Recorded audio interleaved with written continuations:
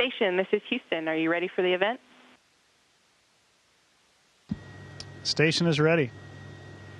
National Geographic, this is Mission Control Houston. Please call station for a voice check.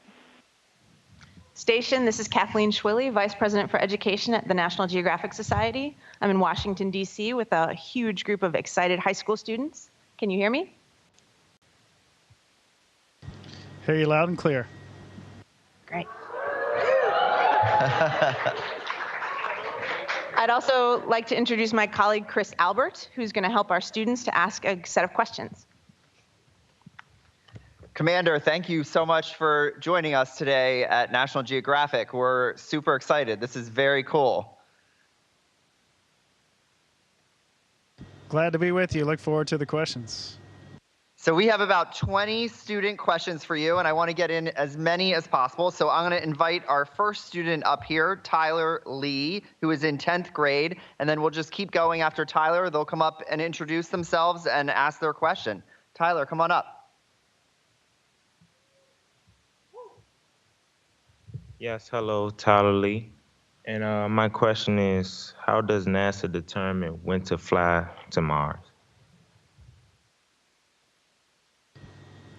Very good question. I don't think NASA is going to send anybody to Mars until we can do it safely, get them there safely, and as well as returning them back to Earth safely. So that's a big hurdle, and that's what NASA is working on to make sure that the astronauts can get there and return safely.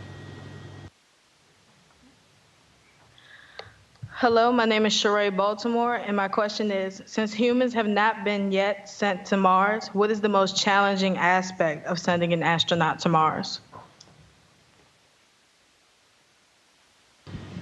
Wow, Mars, that's a tough question because there's so many difficult things about getting humans to that planet. You may know that we're about 200 miles up here on the space station from the Earth, and the moon's around 200,000 miles away, and then Mars is around over 20 million miles away. So just that in itself is very difficult to get somebody that far away.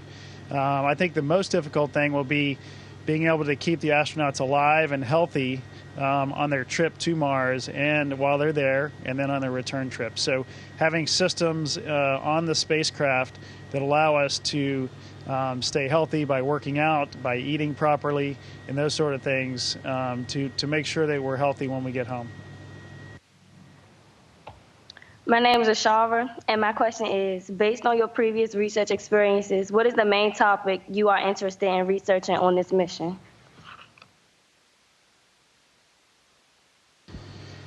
Well, I tell you, I've kind of come here with an open mind, and I've really enjoyed everything I've gotten to do so far, and it's been a wide range of things. I've only been here a few weeks, but we've gotten to do several experiments already. I'm growing some plants. I'm growing lettuce in space, so that's kind of cool, and I've really gotten into that. So doing a little gardening in space along with many medical and other science experiments. So I'm not sure I have a favorite yet. Here in 3 or 4 months, when I'm winding up my mission, I'll probably have a favorite or two. But right now, I'm enjoying everything. Thanks for the question. My name is Zakir, and my question is, since Mars has similarities to Earth, would you be surprised to find any life form on Mars? Well, I think there may be some types of life form. I don't think we'll find it the way that we experience life form here on Earth. But maybe I'm wrong. But it is something we want to go explore to see what's there, what maybe was there at one time, and how did it get to be the way it is now versus the way it was back then. So we have a lot to explore, and people your age, the exciting part is people your age are going to be the ones going to Mars for the first time, not me. I'll be too old by that point. So you guys get ready because your generation's going to do it. Hi, my name is Johan Sandoval, and I wanted to know if you've had any unforeseen complications while on the International Space Station. So far, so good. We have not had anything completely unforeseen. We've had a few failures in systems, but they have happened before, so we have great procedures and great teams on the ground that make sure we get through those and get all the systems working like they're supposed to. So far, no, to answer your question. Hello, my name is Linnea Samuels, and my question is, has the advancement in technology impacted your research, and if yes, how? Well, I'd have to answer that yes. There's so much incredible technology that scientists and researchers on the ground have put together and actually gotten approved to fly up here to space. One, for example, my colleague who just left here last week, Kate Rubin, she was working on a biomolecular sequencer where they're looking at DNA samples up here, and they were doing billions and billions of samples. So that's a pretty cool thing. I mentioned earlier about growing plants in space. That's something that's fairly new with the technology we have. And so we're trying to do that, not so that I can survive here on the space station, but when we do send people to Mars one day, we want to be able to grow our own food. And so we're working on those kind of techniques now with really nice technology. And hopefully we'll be able to use this kind of stuff down the road. Hello, my name is Ravindra Bisram, and my question is, given your prior experience and training for this mission, is there anything you weren't prepared for?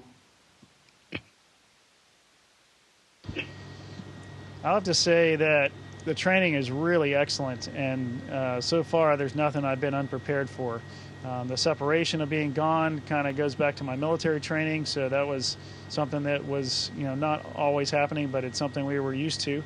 And then being in this incredible laboratory like I am, the training I've received over the last several years, getting me ready for the mission, has completely prepared me. Hi, excuse me. Hi, my name is Erica Moore, and I was wondering if any research has come up with there actually being another planet inside or outside our solar system that can actually support life. Well, I guess I'm not smart enough to answer that. I know people are always looking and trying to find other life forms in different planets and solar systems, but I'm not aware of any so far. Hello, my name is Lavelle Walls, and my question is, what has surprised you most on this expedition?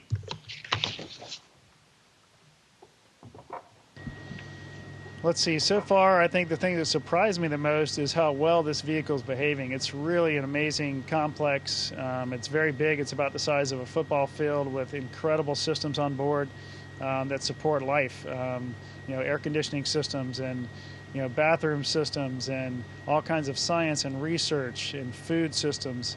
Anything that you need to survive on Earth, we have it here, but we're just doing it in a different environment, about 250 miles above Earth. So the surprising part is everything's been working great. We'll really change out some things to make sure the maintenance and everything's going well, but hopefully this will keep up and we won't have any major components to change out.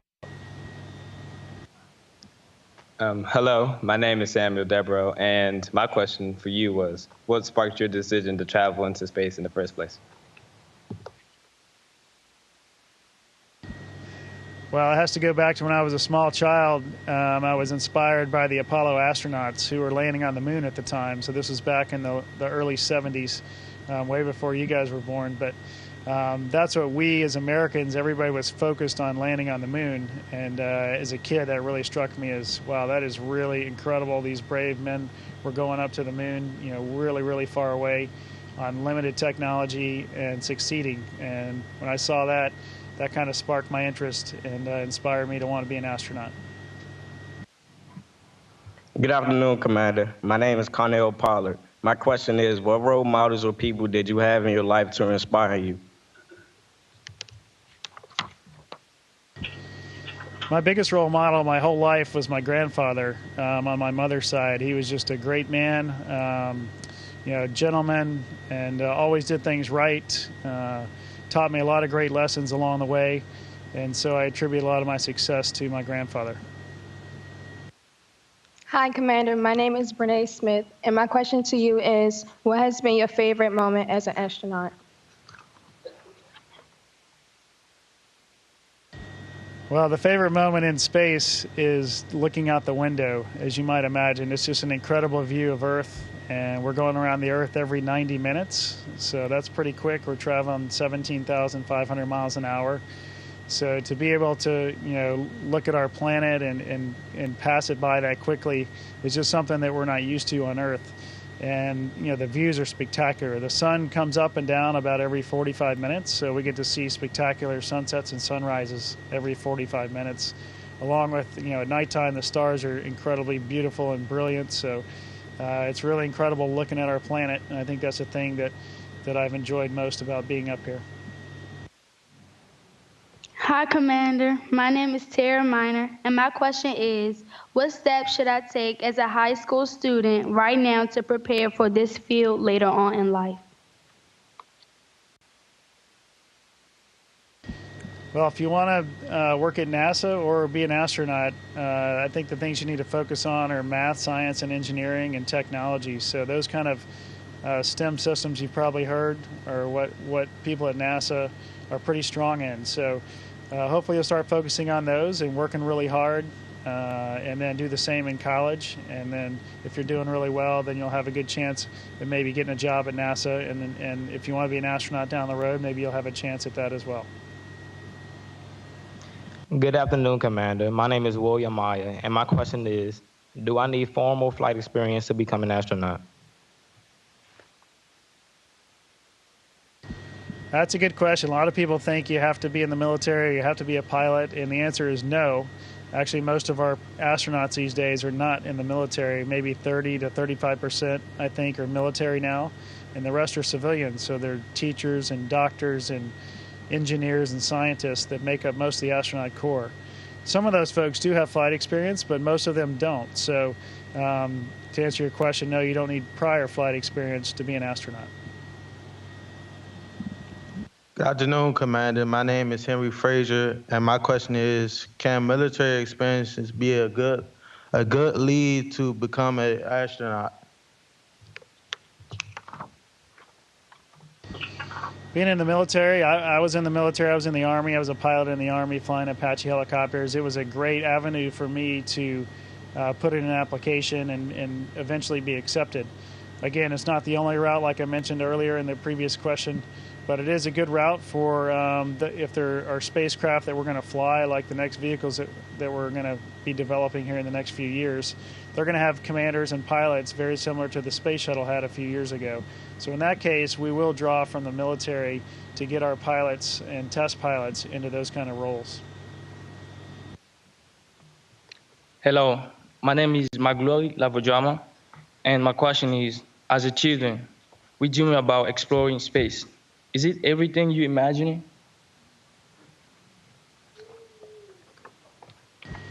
It's even more than I imagined. Living and working in this really unique environment is just something that's hard to put into words, really. I could try to describe it to all of you, but it's just not the same as being here and being able to float around, and I can go sideways or upside down, and it just doesn't matter.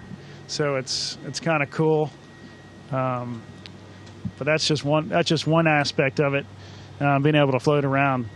Again, looking out the window is so unique and so special that if I can get back down here, I love doing that. Doing the science and research that we're doing up here is way more than I ever dreamed I'd be doing. And the cool thing about all the science and research is we're doing all this to help everybody back on Earth.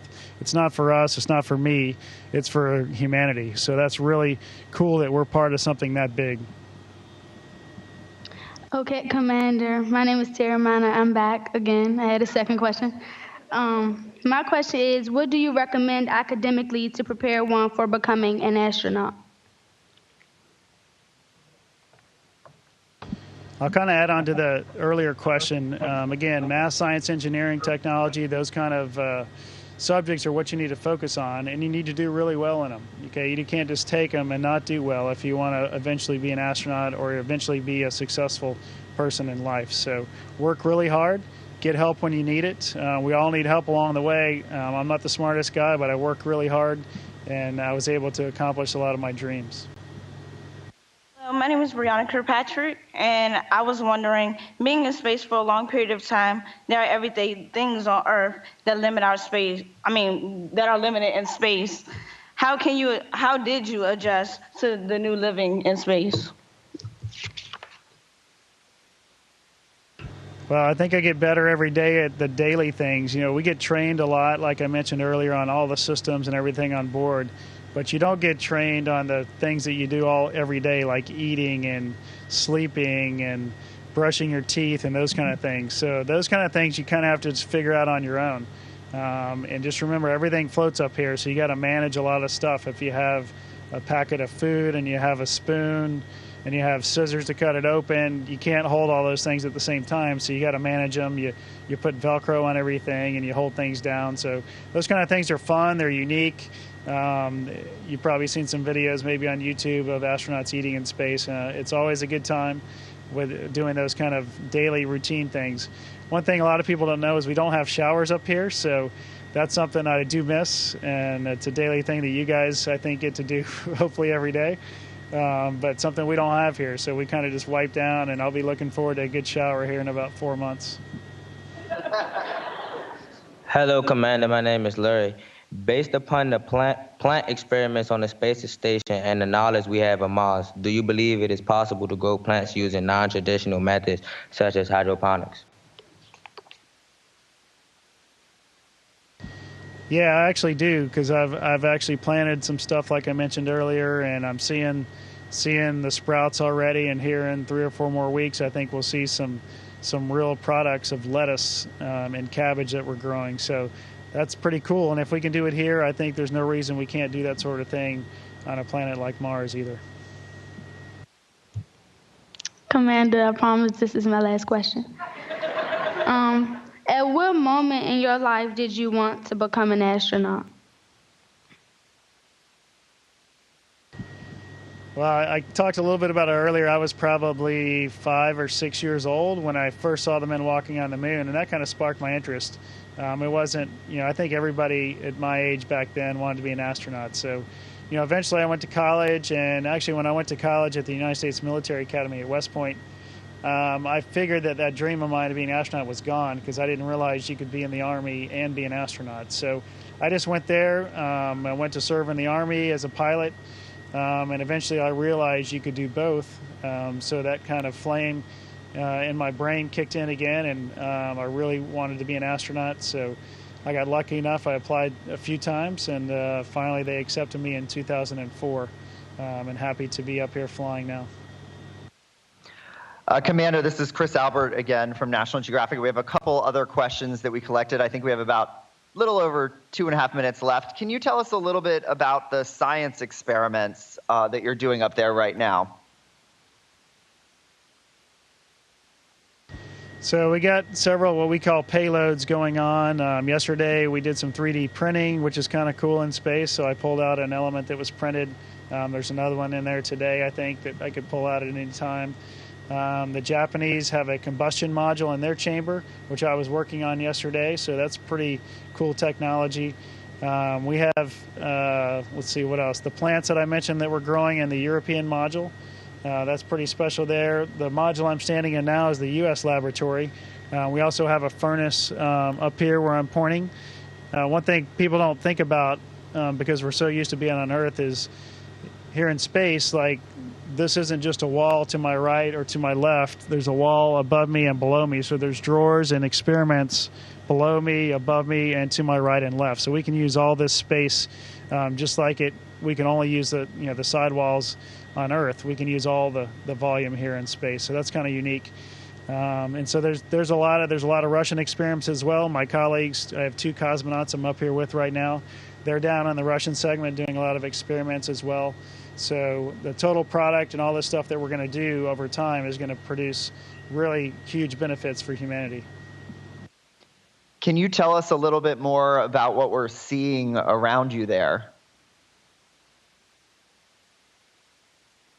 I don't know if you can see this device to my left here. Can you guys see that I'm shaking or not? Yeah, we can. Okay, so that's our stationary bike that we ride. We do that a few times a week. For exercise up here, we have to exercise about 2 to 2.5 hours a day. About an hour of weightlifting. Of course, nothing weighs anything up here, but we have a great machine called ARED that we get on, and you can crank up really heavy loads, and you can do squats and bench press and shoulder press and crunches and curls, and anything you can do on Earth, you can pretty much do on this machine. So we do that for about an hour, and then we ride this for aerobic activity. We ride the stationary bike, or we have a treadmill as well that we do for about an hour each day, and that keeps our bones and bone density and muscle mass and muscle density very similar to what it was when we left. So I think we're about out of time. I just want to ask all of our students here if you guys could give a big yell Mars to the commander, and then we'll say thank you. So ready on 3. 1, 2, 3. And thank you. All right, best of luck to all of you. It was great chatting with you. Good luck. Thank you so much, Commander. Thank you. Be safe.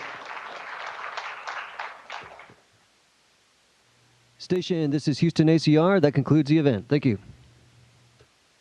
Thank you to all participants and guests from National Geographic. Station, we're now resuming operational audio communications.